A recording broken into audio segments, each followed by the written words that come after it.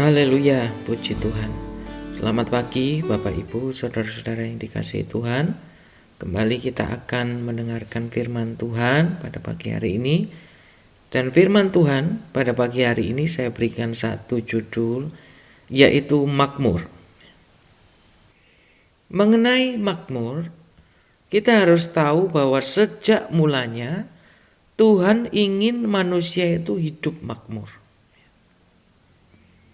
Arti kata makmur adalah sejahtera, banyak hasil, serba kecukupan, dan tidak berkekurangan. Di dalam Kejadian 2 ayat 8,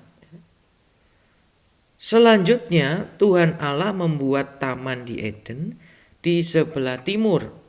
Disitulah ditempatkannya manusia di bentuknya itu. Arti kata Eden adalah mewah, berkelimpahan, kesukaan, dan menyenangkan. Ya, kita dari sini bisa melihat bahwa dari semula manusia diciptakan untuk masuk dalam satu tempat atau kondisi yang makmur, saudara. Ya, dari Taman Eden kita juga melihat janji kepada Abraham dalam Kejadian 12 ayat 2, Aku akan membuat engkau menjadi bangsa yang besar dan memberkati engkau serta membuat namamu masyhur dan engkau akan menjadi berkat.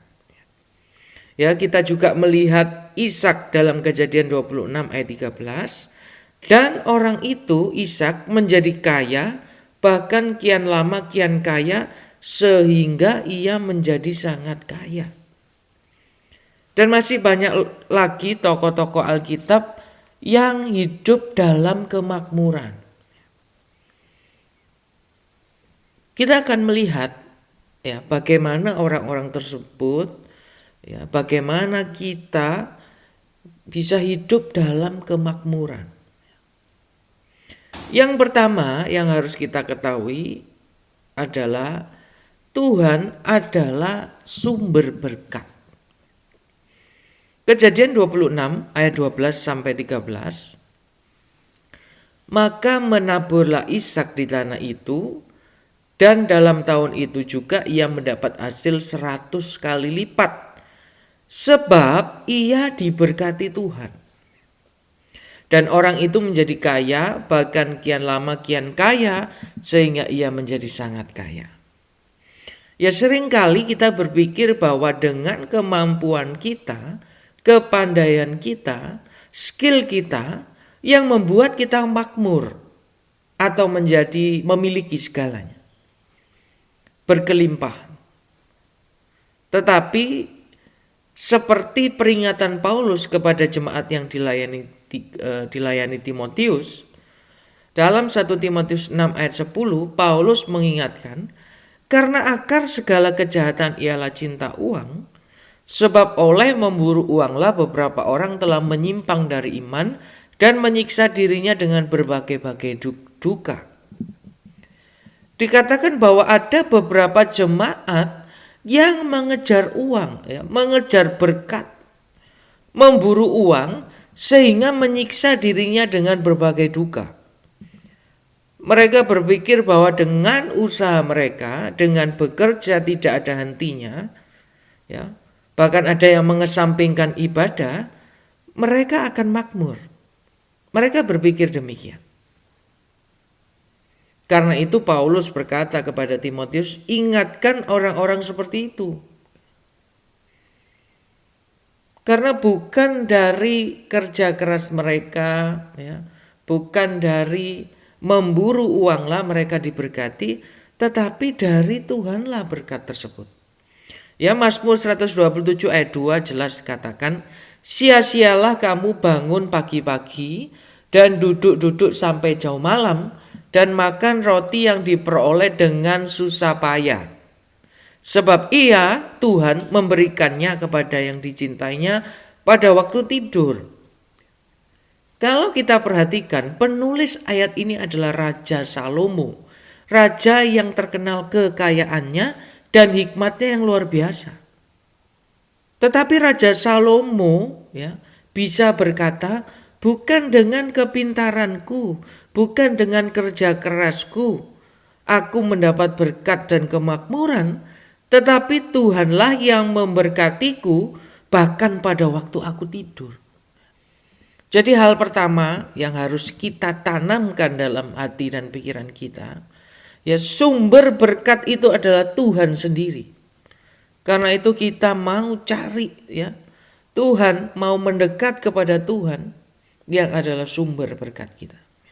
Jangan pernah mengusahakan dengan kemampuan sendiri, saudara. Sampai seperti orang-orang yang dilayani Timotius, yaitu memburu uang dengan berbagai-bagai macam duka. Yang kedua, bagaimana kita bisa masuk dalam satu kondisi yaitu makmur adalah menabur. 2 Korintus 9 ayat 6, 2 Korintus 9 ayat 6. Camkanlah ini, orang yang menabur sedikit akan menuai sedikit juga, dan orang yang menabur banyak akan menuai banyak juga. Yang kedua, kita harus tahu bahwa dalam firman Tuhan ada satu prinsip yang pasti, dan itu kita kenal dengan prinsip tabur tuai.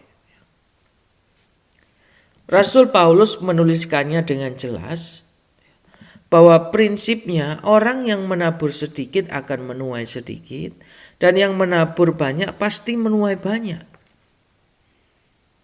Ini adalah prinsip kerajaan Allah. Ayat ini sudah tidak perlu ditafsirkan apa-apa lagi. Rasul Paulus jelas berbicara tentang memberi. Ya, orang yang memberi sedikit akan menerima sedikit.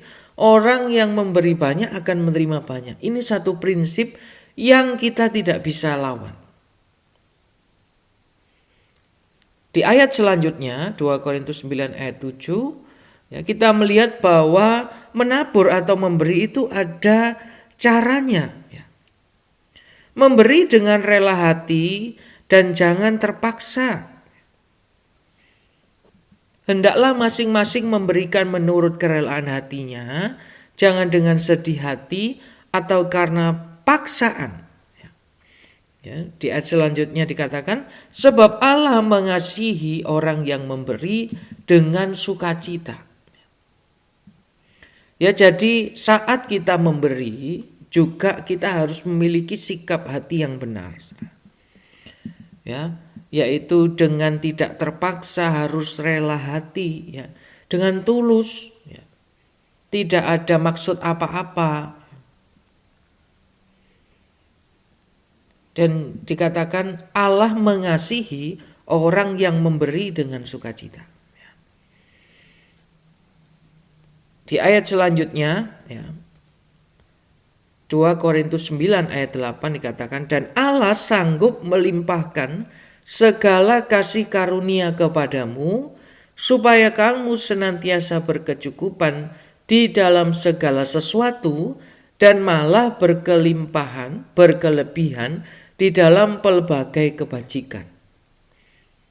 Ya, di ayat 8 ini kita melihat janji firman Tuhan bahwa Allah sanggup melimpahkan segala kasih karunia kepada kamu, kepada kita, ya, senantiasa berkecukupan di dalam segala sesuatu, ya, bahkan berkelebihan. Ya, kita ingat tadi definisi dari makmur adalah yaitu berkecukupan, ya, damai sejahtera, berkelimpahan, ya, tidak kekurangan suatu apapun. Ya. Dan di dalam ayat 8 ini kita jelas melihat, ya, bahwa Allah sanggup melimpahkan semuanya, melimpahkan kemakmuran dalam kehidupan kita. Ya, dengan hal yang pertama, ya, Allah adalah sumber berkat kita, dan yang kedua, kita harus menabur.